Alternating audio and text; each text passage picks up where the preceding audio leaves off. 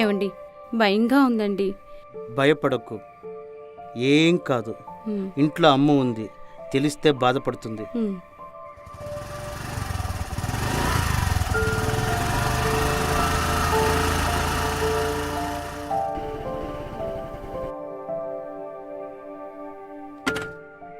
ఏం కాదు, సైలెంట్గా లోపలికి వెళ్ళు, సరేనా? ఉమ్.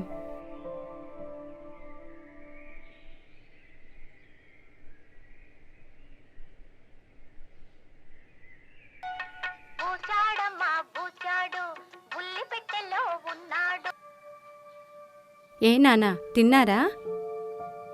ఇప్పుడే ఫుల్గా తినేసి వస్తున్నామమ్మా. సరే, లోపలికి వెళ్ళి కాసేపు రెస్ట్ తీసుకోండి.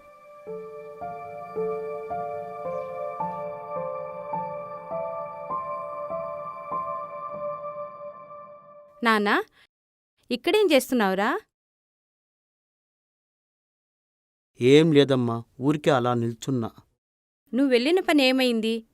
ఒకవేళ కాకపోతే నువ్వు నాకిచ్చిన మాట గుర్తుంది కదా? ఆఖరి అవకాశం కదా, హాస్పిటల్కి వెళ్తే నయం అవుతుంది అనుకున్నాను. అనాథ శరణాలయానికి వెళ్తే గాని ఆ వ్యాధి నయం కాదని ఇప్పుడే తెలుసుకున్నాను. సరే అమ్మా, త్వరలోనే వెళ్ళి నువ్వు చెప్పినట్టే చేస్తా.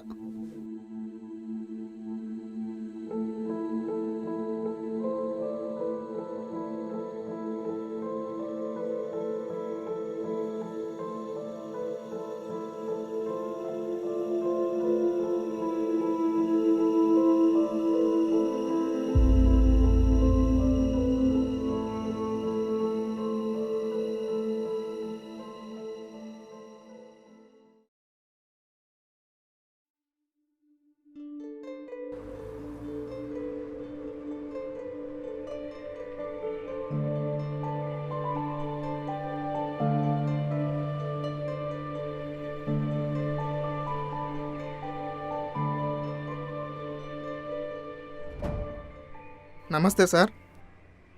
రావయ్యా, రియల్ ఎస్టేట్ ఎగ్జిక్యూటివా మేనేజర్వా? ప్రస్తుతానికి ఎగ్జిక్యూటివ్నే సార్. మీరు చిన్న సాయం చేస్తే మేనేజర్ని అవుతాను. నీకులేని సాయమా, చెప్పవయ్యా.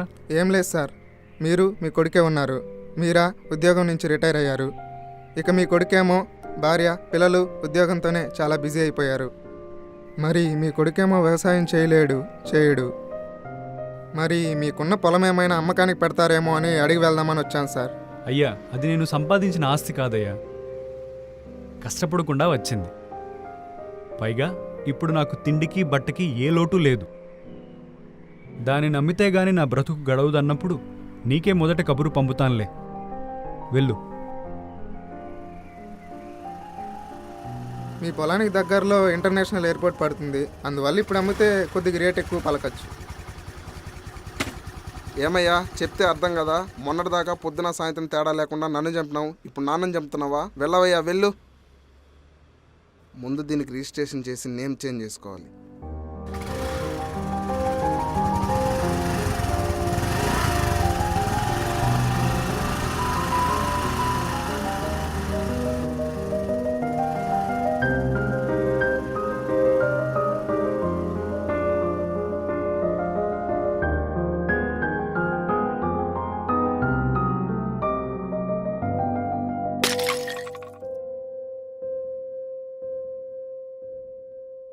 మీ పేరు చెప్పండి సార్.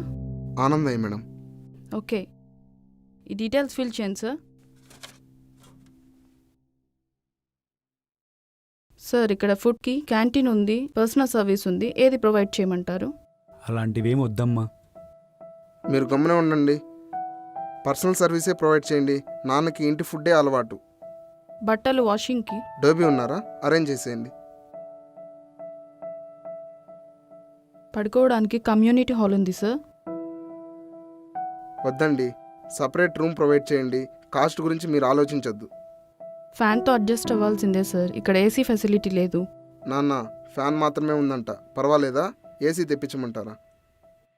అవేం వద్దు నాన్న, ఇక్కడ ఏదుంటే దాంతో సరిపెట్టుకుంటాలే. మీరు ఉండండి నాన్న. సిస్టర్, ఏసీ తీసుకొచ్చి మేమే ఇన్స్టాల్ చేస్తాము. దానికి సంబంధించిన బిల్స్ కూడా దీంతో పాటే చేర్చేయండి.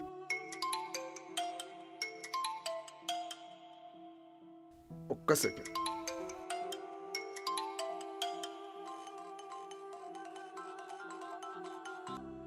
హలో. ఏమండి చెప్పు. వెళ్ళిన పని ఏమైంది? అవుతూ ఉంది. అవుతూ ఉండడం ఏంటి? ఇక్కడ పిల్లలు ఏడుస్తున్నారు. అయిపోయిన వెంటనే వచ్చేస్తున్నా. లేట్ అయినా పర్లేదు, ఆ శనిని అక్కడే వదిలించుకోరండి. లాయర్ కాల్ చేసి పొలం రిజిస్ట్రేషన్ అయిపోయిందని చెప్పారు. వినిపిస్తుందా? అయిపోవడమే రండి. పిల్లలు సినిమాకి వెళ్దామని చెప్తున్నారు. ఫస్ట్ షోకి ఎలాగూ దిక్కులేదు, కనీసం సెకండ్ షో కన్నా వెళ్దాం. ఓకేనా?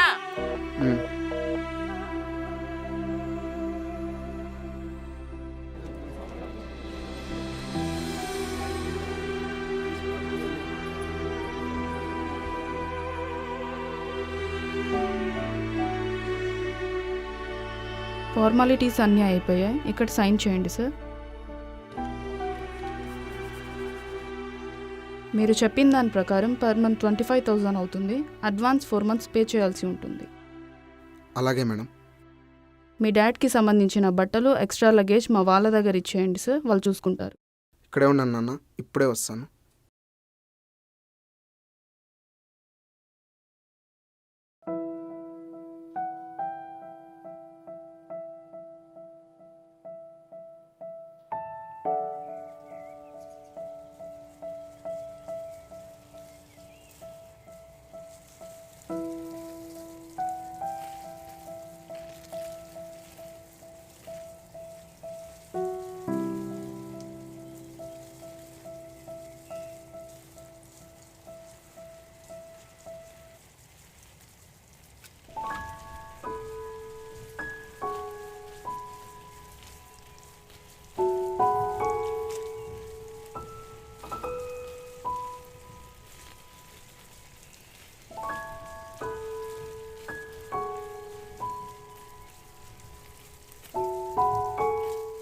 నువ్వు ఆ గవర్నమెంట్ హాస్పిటల్లో కాంపౌండర్గా పనిచేస్తున్న ఆనందయ్య కొడుకు కదూ?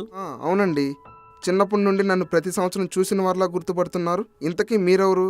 నాదేముంది లేవయ్యా, ముందు రాలిపోయిన కాయలకి ఆశ్రయిస్తుండేవాడిని. ఇప్పుడు నీళ్లు నీడ లేని చెట్లకి ఆశ్రయిస్తున్నాను. అవును, నువ్వు ఇక్కడేం చేస్తున్నావు వెంకటేశ? అంటే అది ఏం లేదు. నాంచద్దయ్యా, చెప్పు, పర్లేదు. ముసలిగుండే కదా, ఏం చేసినా ఏం చూపినా ఏమీ అనకుండా ఓర్చుకుంటుంది. అంటే నాకు 2 పిల్లలు, భార్య టీచర్గా జాబ్ చేస్తుంది. నేను ఇక్కడే జనరల్ మేనేజర్గా జాబ్ చేస్తున్నాను. నేను నా భార్య ఇంటికి వచ్చేలోపే రాత్రి 8 అయిపోతుంది. 2 పిల్లలు ఉన్నారు. పిల్లల్ని చూసుకునేలోపే ఇద్దరం టైర్డ్ అయిపోతున్నాము. అందువల్ల నాన్నకి ఎటువంటి ఇబ్బంది కలగకుండా ఇక్కడే అన్ని సదుపాయాలు సమకూర్చి అనాథ శరణాలయంలో వదిలి వెళ్దామని వచ్చాను. వాహ్, సూపర్, చాలా మంచి పని చేశావు. నువ్వు చేసిన దానిలో తప్పేముంది? కాకపోతే ఒక చిన్న ప్రశ్న అడుగుతానయ్యా, సమాధానం చెప్తావా? అడగండి సార్, అందులో దాచుకోవడానికి ఏముంది? నేను ఏమీ దాచుకోదలుచుకోలేదు బాబు. మీ నాన్న ఇంతకు ముందు ఇక్కడికి వచ్చారు. ఎప్పుడో తెలుసా? తెలియదు. ఎప్పుడు, ఎందుకు వచ్చారు? 28 సంవత్సరాల క్రితం తనకు పిల్లలు కలగడం లేదని మంచం పట్టిన అమ్మను పోగొట్టుకొని, బ్రెస్ట్ క్యాన్సర్తో బాధపడుతూ అమ్మ పోయిన 2 నెలలకే భార్యను పోగొట్టుకొని, అమ్మకిచ్చిన మాట కోసం రెండో పెళ్ళంటూ చేసుకోకుండా భార్య మీదున్న ప్రేమ కోసం వారిద్దరూ అతని జీవితంలో వదిలేసి వెళ్ళిన ప్రశ్నలకు సమాధానం కోసం ఇక్కడికి వచ్చాడయ్యా. వచ్చి 2 సంవత్సరాల అబ్బాయిని నా చేతుల మీదుగా దత్తత తీసుకున్నాడు. అమ్మ మీద గౌరవాన్ని, భార్య మీద ప్రేమను రంగరించి కష్టం అనేదే తెలియకుండా పెంచి పోషించి ఇదిగో ఈరోజు ఇలా చేశాడయ్యా.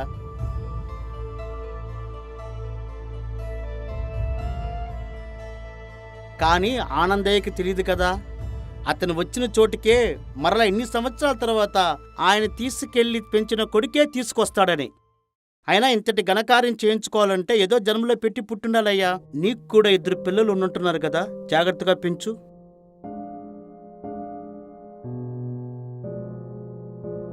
ఇక మీరు వెళ్ళిపోండి సార్, మేము చూసుకుంటాం.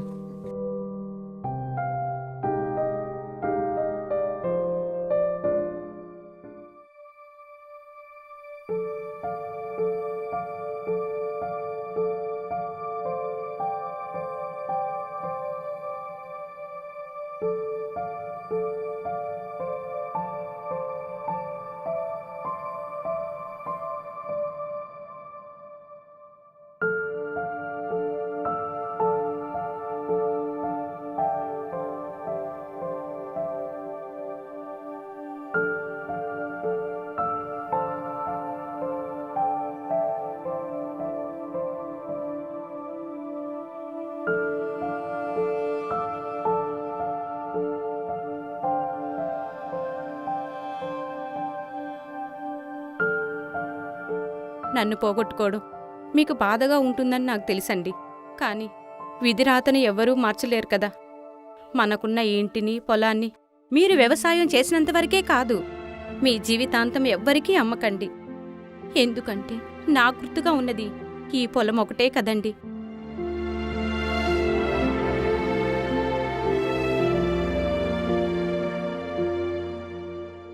అత్తయ్య చెప్పినట్టుగా మీరెవరినో ఒకరిని దత్తత తీసుకోండి. మీ ప్రేమను, నా ప్రేమను, మీకు నాపై ఉన్న ప్రేమను అంతా వాడి మీద పెట్టుకుని జీవితాంతం చల్లగా చూడండి. మీరు జీవితాంతం ఆనందంగా ఉంటారని నేను కోరుకుంటున్నాను.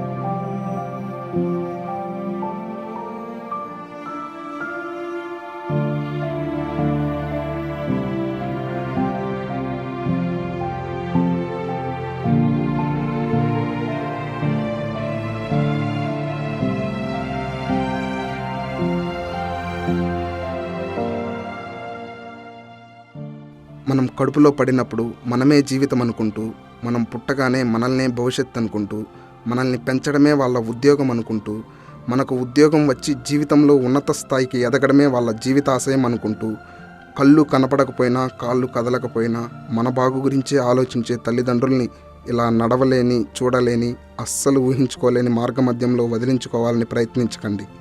మన పిల్లలకు స్ఫూర్తిగా నిలిచి తల్లిదండ్రులను చివరి వరకు కంటికి రెప్పలా కాపాడుకుంటారో, మీరు చేసినలాగే మీ పిల్లల దగ్గర కూడా చేయించుకొని అనాథ శరణాలయాల్లో బతుకుతారు.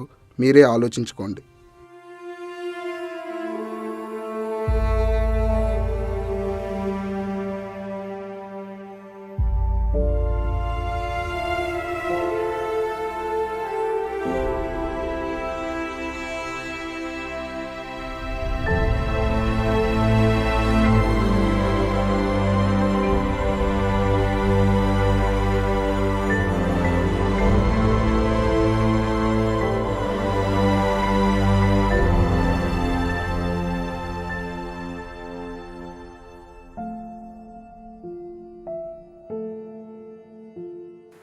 ఇంట్రెస్ట్ ఉండే వాళ్ళు ఈ నెంబర్కి మెసేజ్ చేయండి. చూసేవాళ్ళు కాదు, తీసేవాళ్ళు. తీసేవాళ్ళంటే తెలుసు కదా, ప్రొడ్యూసర్స్.